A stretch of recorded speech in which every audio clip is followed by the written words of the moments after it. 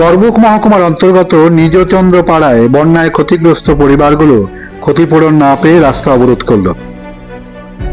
পোয়াংবাড়ির পঞ্চায়েতের মানুষ চেলাগান থেকে যতনবাড়ি যাওয়ার পথে নীরচন্দ্রপাড়া এলাকায় রাস্তা অবরোধ করে। দীর্ঘদিন ধরে ঘরবাড়ি না থাকার ফলে অনেক কষ্টে দিন যাপন করছেন তারা। অভিযোগ করেছেন চেলাগান তহসিলদার রতনমণি ত্রিপুরা এবং বিক্রম সিং চাকমা বন্যায় ক্ষতিগ্রস্তদের থেকে 10,000 টাকা, আবার কোনো পরিবার থেকে 20,000 টাকা বা 25,000 টাকা করে তোলা আদায় করছে। নিজেদের পকেটের শ্রীবৃদ্ধি করছে তারা।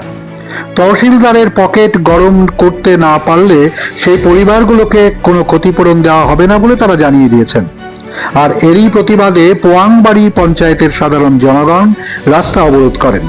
তারা বলেন, তহসিলদার জানিয়ে দিয়েছেন 1 লক্ষ টাকা ক্ষতিপূরণ পেতে গেলে তাকে 10 থেকে 20,000 টাকা তোলা দিতে হবে।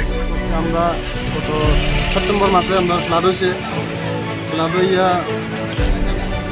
শিবিরে যে সময় গেছি সেখানে তো আমাদের টাউন হাউস এখানে করাইছে 20,000 টাকা ক্ষতিপূরণ দিছে।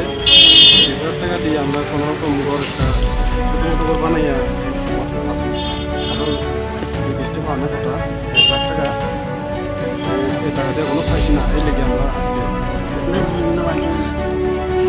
20,000 টাকা করে যে সময় পাইছি অনেক মানুষের যেমন লাগছে 2,000 পথ অবরোধকে কেন্দ্র করে রাস্তার দুধারে অসংখ্য যানবাহন দাঁড়িয়ে পড়ে। স্কুলের ছাত্রছাত্রীরা আটকে যায়। পরবর্তী সময়ে করবুক মহকুমার ডিসিএম অনুরাগ দেববর্মা ঘটনাস্থলে ছুটে গিয়ে এলাকাবাসীদের সাথে কথা বলেন এবং তাদের আশ্বাস দিয়েছেন যে তাদের জন্য কথা বলবেন এবং বিষয়টি দেখবেন। এলাকাবাসী পরবর্তী সময়ে অবরোধ প্রত্যাহার করে নেয়।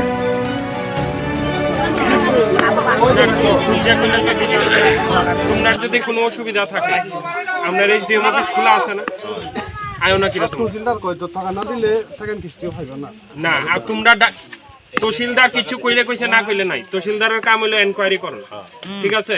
হের কাম হে এনকোয়ারি করবো। হে যদি না করে এসডিএম অফিস খোলা থাকে তোমরা লেগা, তোমরা কয়েকজন মিললে আইলেই তো হইছে। এটা তো আমরা অক্ষণ আয়া শুনলাম এমন ঘটনা।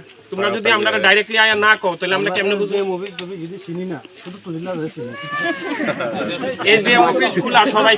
এখন দেখার বিষয় অভিযুক্ত 2 তহসিলদার রতনমণি ত্রিপুরা এবং বিক্রম চাকমার বিরুদ্ধে প্রশাসন কি ব্যবস্থা গ্রহণ করে। ভিজিলাই ত্রিপুরা।